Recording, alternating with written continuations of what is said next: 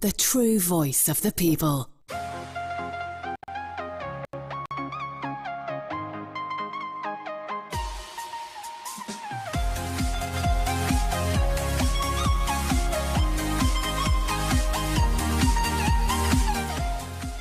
Today na March 8, 2019, and happy Women's Day to all the women them na salon. Well, now with that word there, they say good day and welcome to the program Midday Show, where they come to you live from the Society for Radio Democracy 98.1 FM. And the same way so they listen we on the internet on www.radiodemocracy.sl. Me na Elizabeth Campbell, where they bring this edition of Midday Show come to you today. Like all time inside the program, we get plenty news, information and entertainment. So stay with me for the next 1 hour.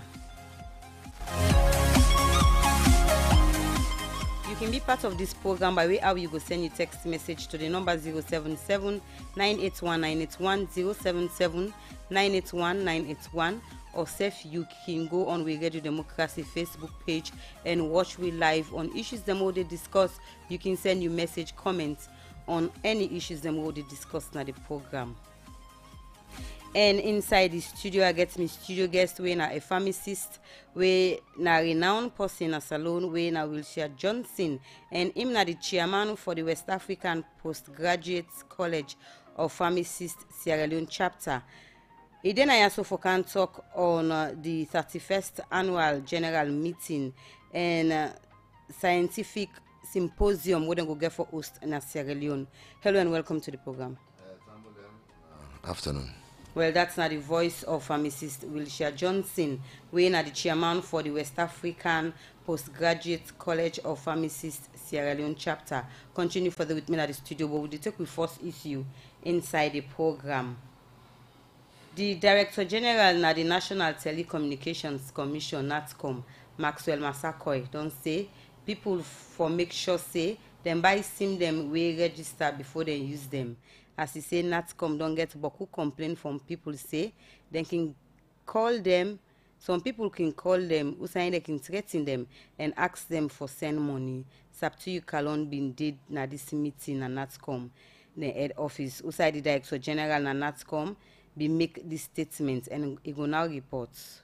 National Telecommunications Commission NATCOM gets a mandate for monitor and see say all mobile company them go through the right procedure and give the best service to the public.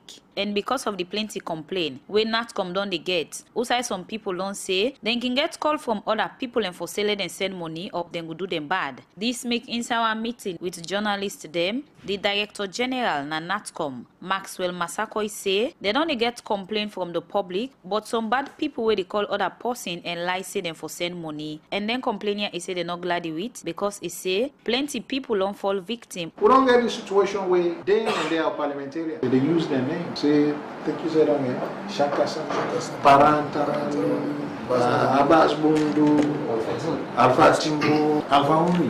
10 million names. Yes. It's not common sense. And they call Alpha Uri. They will say no. And around in finance, where somebody call, they say for Minister of Finance was saying 1 million. In personal, in technical advisor was very smart enough for saying no. La look this now. He called Bashiru Siddiqui. He said, but this person here called said I say but 419 I lie. But all the same, we as regulator, we as government, we get the obligation also for protect the citizens. So we not go sit down no more full with food full and say now people are not more for good. Maxwell Masakoy continue and say, people not for believe any call now, where possible request say for send money. If even it's your daughter, your son calling from boarding school, asking for money, verify. Before I get off, I can tell you, when you're sending money, Western Union or MoneyGram, you go online to send money. I mean, I use that app all the time. It gets to the point before you finalize, they will tell you or ask you, there's a prompt that come back and say, this person you send this money for, did they request it? Have you checked the real identity? Is this somebody that you know? So if you see what man, they ask you them question and they we self get for us, we self them question. This person we call now the true anti-Musudis. Well, I call anti because guess what? This is very simple. Anti-Musu, if I get a number against an phone, now 111. This is a basic. So I call anti-Musu per 111. Let's see if this 222 na number back. The Director General na National Telecommunications Commission NATCOM, Maxwell Masakwe and say all man for protect himself from them people here. As he say, people for always make reports and cross-check first if they ever get call from anybody where they request say they for send money. Inside in own talk, but he mentioned them where government through NATCOM don't put in place for address this issue. The Deputy Director General at NATCOM, Daniel Kaitibi, say them be don't hold some people where they sell SIM they will not register inside our raid we then do. So we as a government we are working as. You may have heard that we had our guys out arresting vendors. We're working with the police. As of now we have 1,755 SIM cards. It's registered, SIM cards have numbers. So basically you go there, they give you the SIM card, you pay them, they give you the SIM card, which is not proper.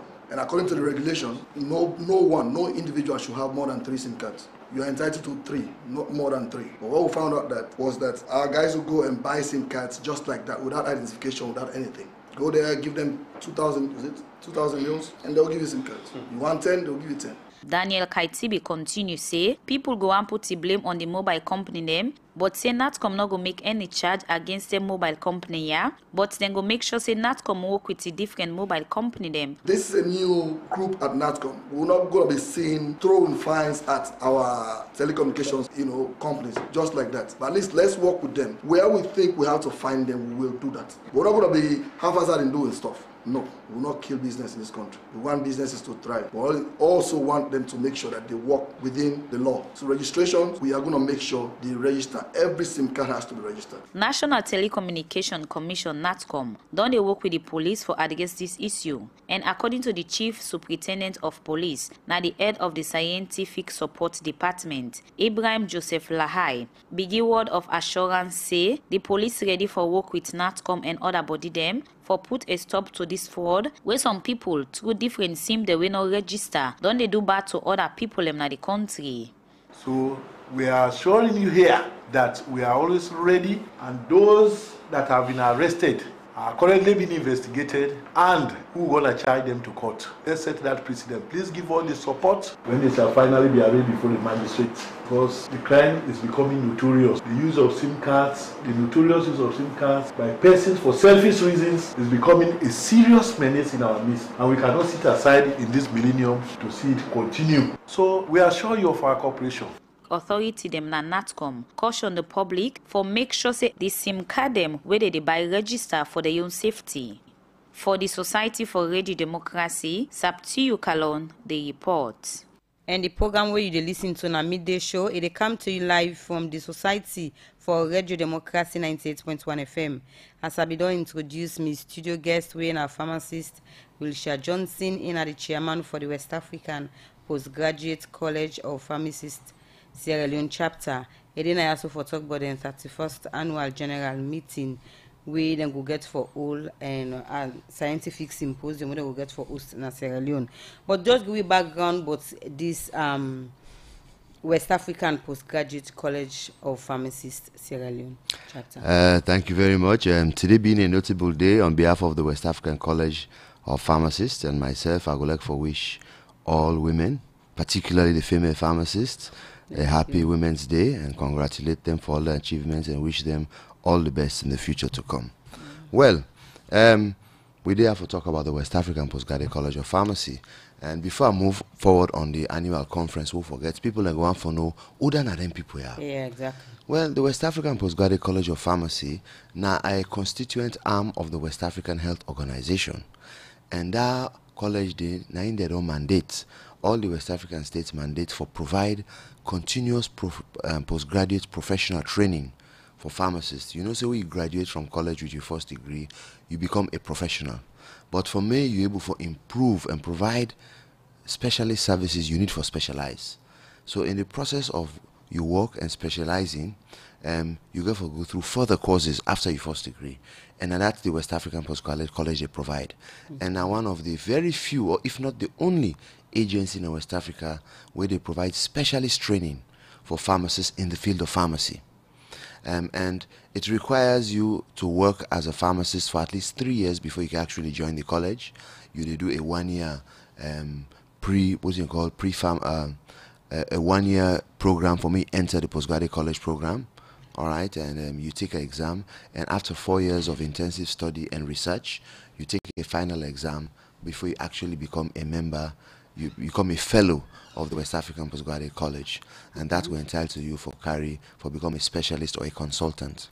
So every year, the West African College, as part of a continuous training programs for pharmacists in the region, will conduct an annual scientific symposium and annual general congress for all specialists in the region.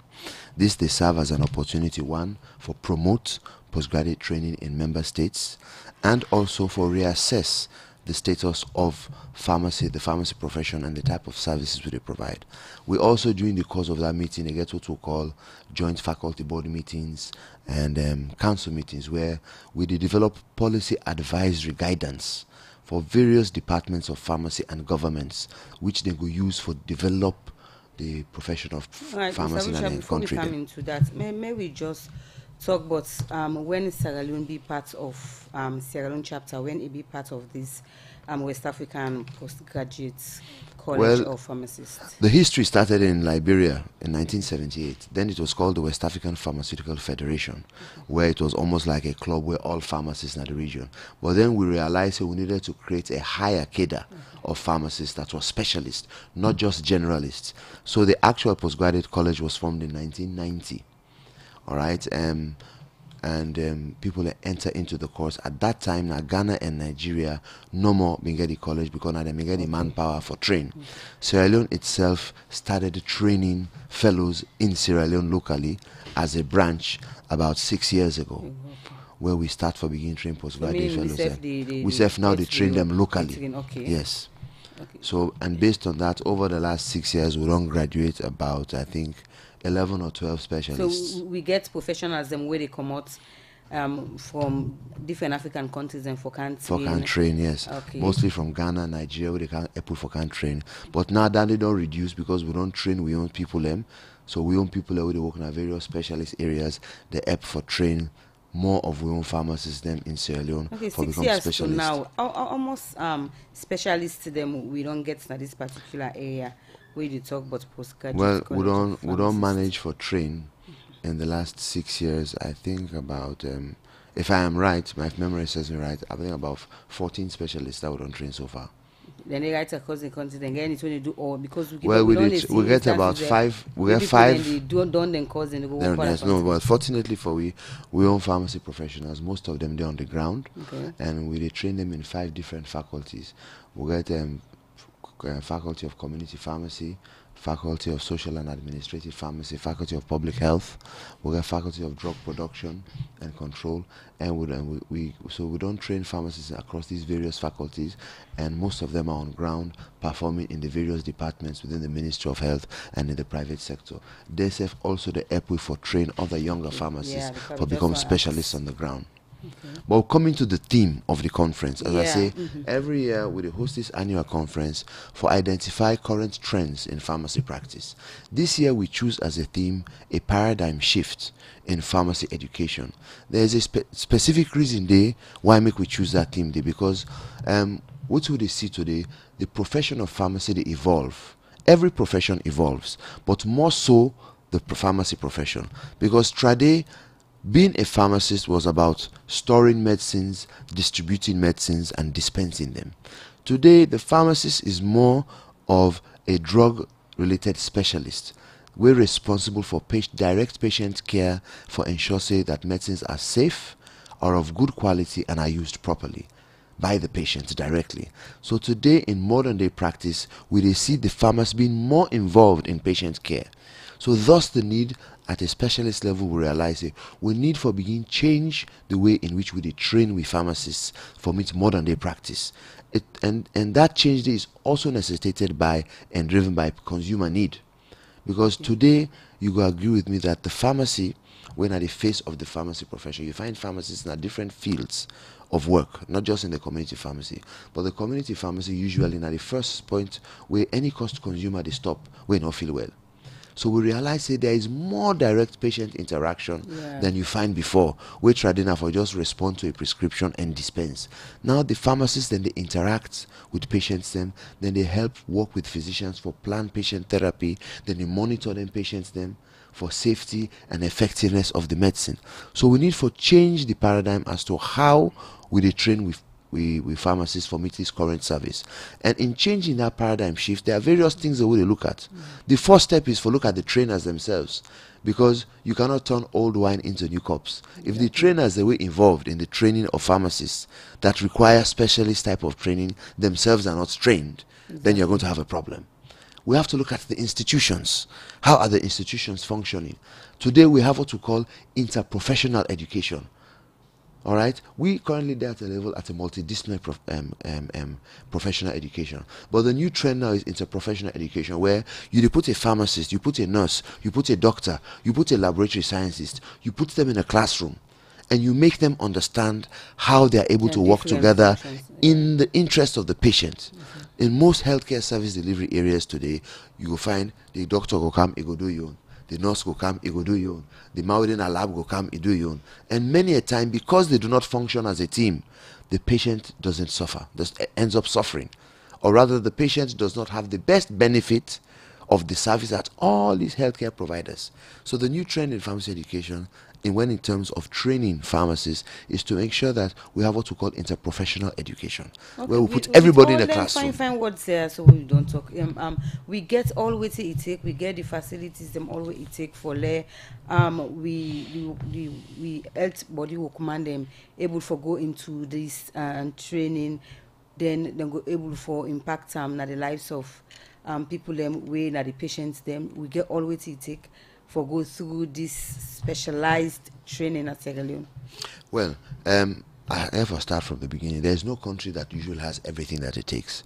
There are a lot of countries that have 95, 99%. So there is no country. Every country gets challenges when it comes to educating its human resource. Okay. However, it is our business as specialists for create the awareness through conferences such as these, when we say changing the paradigm in pharmacy education, that this is the new trend. This is where we need to be going. This is where we are, and this is where we need to be today, and where we need to be in 10 years.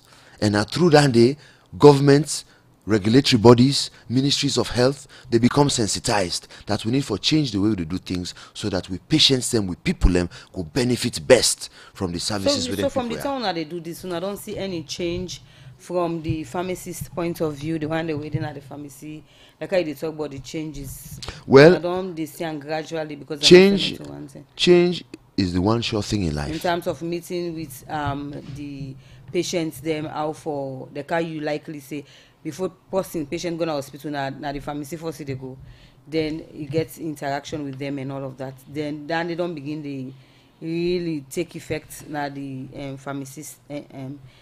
Area of service. Well, as you rightly say, change is a gradual process, but it does take place.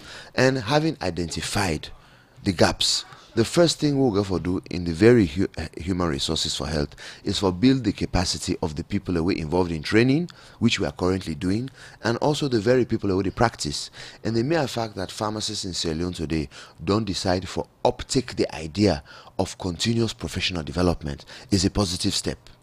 We also get islands of success where individual pharmacists who have been trained through this fellowship training, they prove very successful in their individual practices in terms of changing the way they service their customers them.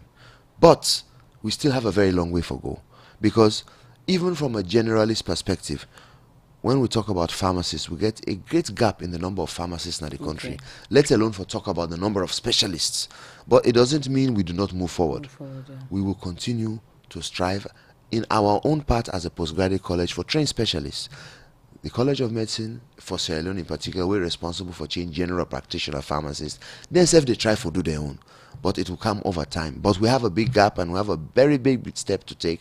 I mean, currently we have about one pharmacist or two pharmacists per 100,000 population, which is really appalling. Indeed. So imagine if 50,000 people sick and they want to go see a pharmacist.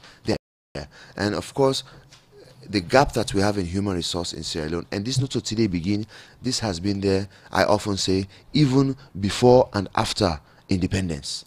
We have always had a dearth in the number of health workers within the country, and we continue to strive towards bringing more and more health workers, particularly pharmacists. for able to attend that. And so the willingness there for health workmen them come into pharmacists. Well, the awareness of the profession of pharmacy is becoming more and more in the country. Okay. I mean, having taught at the College of Medicine for some time now, in the past, when they talk about somebody coming to study pharmacy, they don't really know what they can do. Say, what's in this pharmacy? I for go sell medicine. Okay. Today, you see people actually becoming more aware of the profession, seeing the examples that people are providing through the various work areas and practices. So you actually have people applying. Try to possibly they can apply in a College of Medicine. Then if you say in a medicine, they can study. All right, and so what they can end up to do, because the applicants and saying so boku, then he say, okay, you go do and medicine, you go and do pharmacy. Today you have people actually applying to come and do pharmacy. So the awareness is growing. It is not completely there, it is growing, and it is a positive step for the profession of pharmacy. All right, pharmacist Wilshire Johnson, continue for with me at the program at the chairman for the West African Postgraduate College of Pharmacists Sierra Leone chapter. Continue for with me at the program. We can't talk about the scientific symposium where una will get for host and how and waiting we'll get for the inside this particular symposium. The program now midday show it come to you live from the Society for Radio Democracy 98.1 FM. Send a text message to the number 077-981-981, or you go watch we live on the Radio Democracy Facebook page and you send your comment on issues the more discussed in the program. Well, inside the studio with me again I get Alpha Amadou Ba, when a Patriotic Advocate Network Ecomot, and then I also can talk but the International Women's Day. Hello and welcome to the program. Thank you very much. Okay.